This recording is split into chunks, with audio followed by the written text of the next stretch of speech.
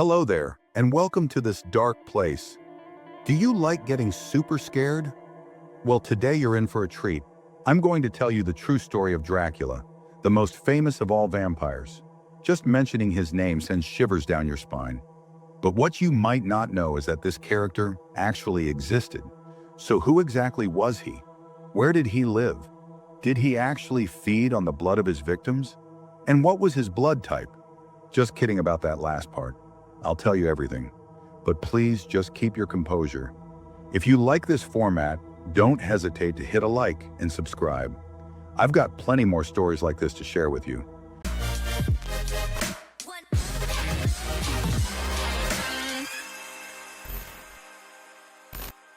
Dracula terrifies us as much as he fascinates us, and for good reason. This vampire became popular in 1897 thanks to a British author of Irish origin, Bram Stoker. In his famous book named Dracula, he portrays him as a bloodthirsty aristocrat. Literally, he lives in a sinister castle in the heart of the Carpathians in Transylvania, a region located in present-day Romania. Physically, Count Dracula has a rather unsettling appearance. He's tall, thin, with a pale and gaunt face. Up to that point, nothing too disturbing. But when he smiles, things actually start to get worse. His mouth shows two long and sharp fangs. It's one of the distinctive signs of the undead. Vampires, if you prefer. When night falls, they wake up to torment the living, sink their fangs into the necks of their victims, and drink their blood. Personally, I prefer tomato juice. This diet supposedly allows them to be immortal. As for the victims, they die, or optionally, they may turn into vampires themselves. When Bram Stoker's book was first published, it turned out to be an incredible success story. But in the collective imagination, these evil creatures didn't wait around for Dracula to exist. Blood-drinking beings can be found in all kinds of societies.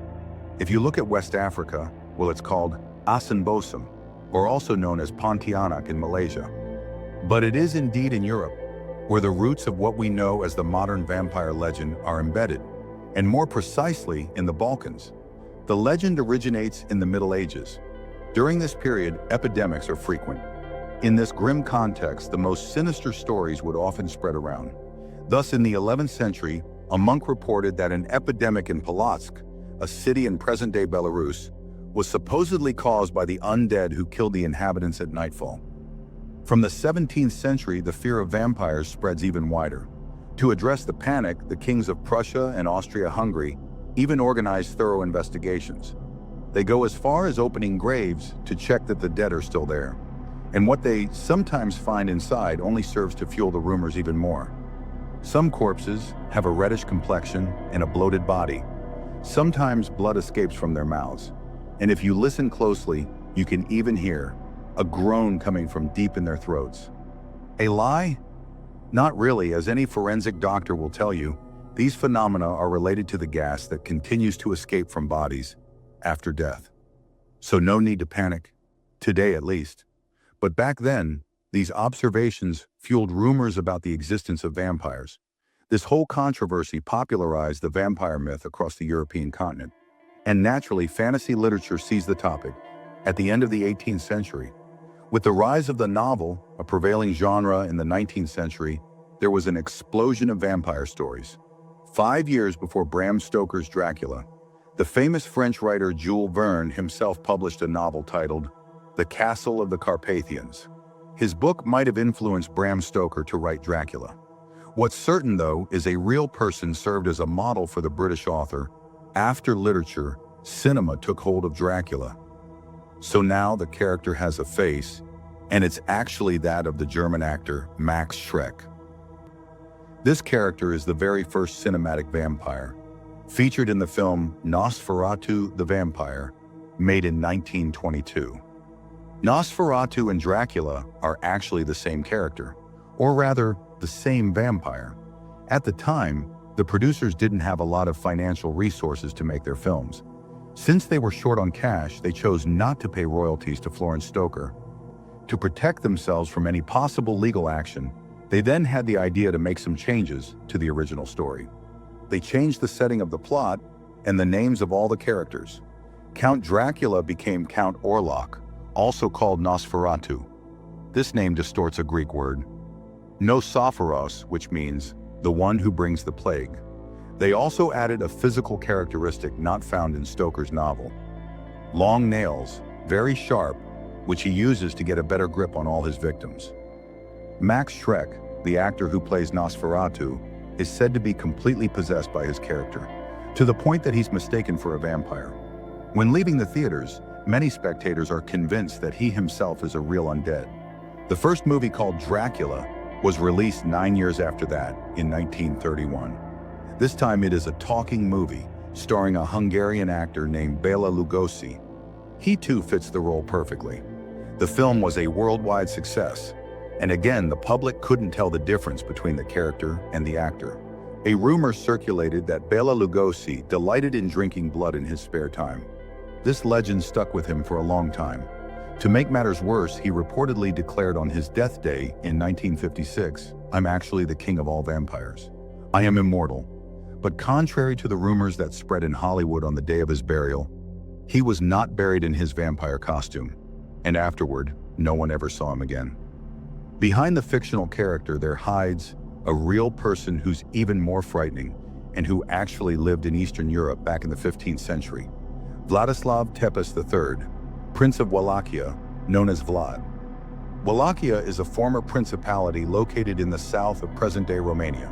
His father Vlad II was nicknamed Dracula, meaning dragon or devil in Romanian. This nickname really had nothing to do with his behavior or character. Vlad II had simply been decorated with the Order of the Dragon by the Emperor of Hungary. Consequently, his heir Vlad III is commonly referred to as the son of Dracula, hence the name that would later be given to the fictional character Dracula. He is described as athletic. With a really cruel and terrifying appearance, he's got these really strange and peculiar eyes that stand out. But we'll have the chance to talk about that a bit later. His notorious taste for blood inspired Bram Stoker. Vlad genuinely took great pleasure in torturing his enemies and his subjects until their last breath. Unlike Dracula, he doesn't really try to bleed them to feed on their blood. His thing is impaling them, hence his name, Vlad the Impaler. Historians of that era have recorded his most significant achievement. It's the Night of Terror. To impress his Ottoman enemies, Vlad ordered the impalement of 20,000 of them in a dense forest in Wallachia, creating a real massacre. You see, I wasn't lying. The real-life Dracula was a lot more cruel than the one you read about in the book. Rest assured, this monster will definitely pay dearly. Captured by the Hungarians, he spent 12 years in prison before being beheaded at the age of 45. His head was then displayed to the crowd on a stake. The novel considerably toned down the true nature of the character who inspired it, even obscuring his real identity. Here's an example. As surprising as it may seem, the terrible Vlad III has somehow become a popular figure in Romania.